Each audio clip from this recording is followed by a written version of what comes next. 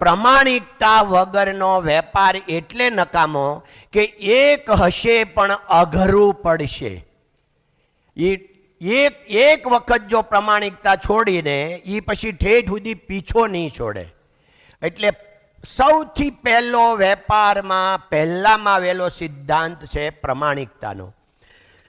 પૂજ્ય ડોંગરેજી મહારાજના હું પ્રભાવમાં, એ તો તમને બધાને ખબર છે ને આગળ એ કહેવાઈ ગયું છે, તો એનું સેન્ટેન્સ જે અમને લાગુ પડે કે સંપત્તિ અને સંતતિ એ પ્રારબ્ધ અનુસાર મળે છે. સંપત્તિ એટલે પૈસા અને સંતતિ એટલે બાળકો, એ પ્રારબ્ધ અનુસાર મળે છે. એના માટે પ્રયત્ન કરવાની જરૂર છે પણ પાપ કરવાની જરૂર નથી. અને મેં અનેક વખત આ વાત કરી છે જાહેરમાં કે અમે લોકોએ જે ધંધો કર્યો ત્યાંથી લઈને આજ સુધી એક પણ વખત પૈસા માટે ખોટું બોલ્યા હોઈએ કે બિઝનેસ માટે ખોટું બોલ્યા હોઈએ તો બિઝનેસ છોડી દઈએ. અમારો ડાયમંડ માર્કેટમાં ઓપન ચેલેન્જ છે. તો હું એમ કહું 50 વર્ષથી એક પણ વખત ખોટું બોલવાની જરૂર નથી પડી. અને તમને ખબર છે કે કંપની બઢત જાય. સત્યને બહુ મોટી તાકાત છે ભાઈ.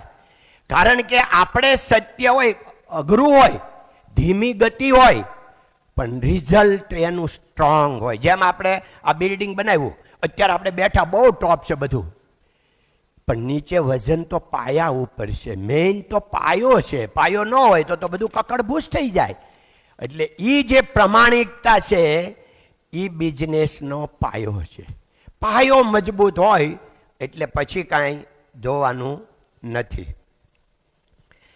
હવે બહુ આપણે થોડું ફાસ્ટ કરીએ. બિઝનેસમાં સૌથી મોટામાં મોટો આગળ આવવાનો કોઈ સિદ્ધાંત હોય તો આપણો સ્વભાવ. બધાને ખબર છે કે આપણો સ્વભાવ જ આપણને ધંધામાં આગળ લઈ જાય છે અને આપણો સ્વભાવ જ આપણને ધંધામાં પાછળ લઈ જાય છે. એટલે સ્વભાવ, પોતાનો ભાવ હોય. ક્યાં સ્વભાવ? મગજમાં. મગજમાં મનના 4 પ્રકાર: મન, બુદ્ધિ, ચિત્ત અને અહંકાર. એ મનના જ નામ. આ 4 પ્રકાર એના. તો જ્યારે સંકલ્પ વિકલ્પ કરે કે જાવું ન જાવું, પેલું કરવું ન કરવું, આ ધંધો કરવો ન કરવો, એને કહેવાય મન. પણ એક નિર્ણય લઈ લે કે આ કરવું છે, એનું નામ આવી ગયું બુદ્ધિ. અને પછી કોઈનું ચિંતવન કરે, જતા રહે પણ એનું ચિંતવન આપણીથી થાય. ઘરાક વયો ગયો હોય પણ એનું ચિંતન થાય, એને કહેવાય ચિત્ત. અને પછી છેલ્લું આવે અહંકાર. એ મનમાં જ આવે, આઈ એમ સમથિંગ. એટલે મન આ 4 પ્રકાર આપણા સ્વભાવના. હવે સ્વભાવ જેનો અતિ સુંદર એ ભગવાનને વાલો લાગે છે, એમ ડોંગરેજી મહારાજ કહેતા. એટલે ભાઈ ભગવાનને તો આપણે ભાળ્યા નથી, પણ એટલું તો સાચું છે કે આપણો સ્વભાવ સારો હોય તો આપણા મા બાપને સારું લાગે, આપણી વાઈફને હોય તો સારું લાગે, અને આપણા બાળકોને સારું લાગે, આપણા મિત્રોને સારું લાગે, આપણે બિઝનેસ કરતા હોય તો બધાને સારું લાગે. એટલે સ્વભાવ. હવે સ્વભાવ આપણે તો બનાવ્યો નથી ભાઈ. મારો સ્વભાવ કોને બનાવ્યો? મારા મા બાપે બનાવ્યો? નહીં. કોને બનાવ્યો? નેચરલ, કુદરતી. તમારો સ્વભાવ કોને બનાવ્યો? નેચરલ, કુદરતી. એટલે આપણો સ્વભાવ સારો છે કે ખરાબ છે એના ગુનેગાર આપણે નથી, એ તો કુદરતે બનાવ્યો છે સ્વભાવ. પણ આપણો ગુનો એટલો છે કે આપણો સ્વભાવ ખરાબ હોય તો આપણને ખબર હોવી જોઈએ કે મારો સ્વભાવ સારો નથી, તો 50% તમે તમારું કામ થઈ જાય. પણ જ્યારે ઓલું મનના 4 પ્રકારમાં છેલ્લો આવ્યો અહંકાર, એ ઈગો આવે ને આઈ એમ સમથિંગ આવે, એટલે 1 વર્ષ સુધી તમે કોઈની સેવા કરી હોય, 1 વાર ક્રોધ કરો, 1 વાર મગજ જાય એટલે આખા વર્ષનું ધોવાઈ જાય, બધું ધોવાઈ જાય કમ્પ્લીટલી. સંબંધો, રિલેશન, એને તમે જે કર્યું હોય બધું પૂરું. હવે એને આપણે છે ને બધું સાચવીએ છીએ, આપણે આપણા સ્વભાવને નથી સાચવતા, આપણે એને જાણતા જ નથી. તમે દરરોજ તમારા સ્વભાવને જાણી અને રોજ સાંજે સૂતી વખતે ખાલી 2 જ મિનિટમાં 3 લીટી 4 લીટી લખી નાખવાની કે આજે મારો સ્વભાવે સારા કામ કેટલા કર્યા, આજ મારો સ્વભાવ સારો કેટલો રહ્યો અને આજે મારો સ્વભાવ ખરાબ કેટલો રહ્યો. કારણ કે આપણે છે ને ભાઈ, આપણે જાણવાનું છે, આપણે બીજાને જાણીએ તો બહુ ફાયદો નથી. એટલે હું એમ કહું કે આપણે પિક્ચર જોવા જવાય જ, એમાંય લેશન મળે, પણ આપણે આપણું પિક્ચર કોઈ દે જોતા નથી. એટલે જો તમે ડેઈલી ડાયરી લખતા હો તો તમે આજે મેં 45 વર્ષ પહેલાં મેં લખેલું છે, હું આજે એ ડાયરી કાઢું, જે આપણું પિક્ચર જોવાની મજા છે એ પછી બીજાના પિક્ચર જોવાની થોડી મજા આવે. એ એન્ટવર્પ જતા હતા અને હીરોટેલમાં સ્વીટેલમાં હાથે બધા રસોઈ બનાવતા, એમાં બધા એના નામ લખ્યા વગર આજે 8 જણા હતા. કોણે કોણે રીંગણાનું શાક બનાવ્યું, કોણે રોટલી બનાવી, સારી થઈ ન થઈ. હવે એ જે સ્વીટ મેમરી હોય, આ તો ખાલી વાત સામાન્ય કરી. આવી બિઝનેસની હોય, કોઈને હારે સંબંધો બગડ્યા હોય, સારા થયા હોય, આવા બધા સ્વીટ મેમરી છે ને બહુ કામના છે.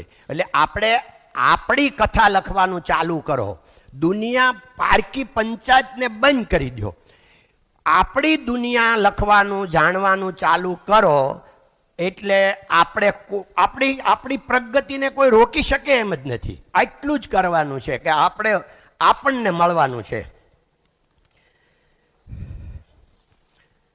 હવે સફળ વ્યક્તિ હોય ને, એ ખુશ રહી શકે કે નહીં એ નક્કી નથી, પણ ખુશીમાં જે વ્યક્તિ હોય એ 100% સફળ થાય. જે વ્યક્તિ ખુશ રહેતી હોય એ 100% સફળ થાય. હવે સફળ થયા પછી એ ખુશી મળે છે કે નહીં એ નક્કી નથી. સફળતાને આપણે સમજીએ, બધા એમ કે પૈસા મળ્યા એટલે સફળતા મળી ગઈ. આનાથી બીજું કોઈ મોટું જુઠ્ઠાણું નથી. કારણ કે સફળતા એટલે જીવનની સાર્થકતા. તમારી જીવનની સાર્થકતા અલગ હોય, તમારી અલગ હોય, તમારી. આપણે અહીંયા 100 જણા બેઠા, 100ની અલગ છે ભાઈ. સાર્થકતા જીવનની બધાયની અલગ છે. જીવનની સાર્થકતા થાય અને સફળતા કહેવાય. પૈસા મળી જાય એટલે સફળતા મળી ગઈ, એ મોટામાં મોટું જુઠ્ઠાણું છે. હા, પૈસા જોઈએ છે. પૈસા મોરારી બાપુએ 35 વર્ષ પહેલાંની એક કેસેટ સાંભળતો, એમાં બોલ્યા છે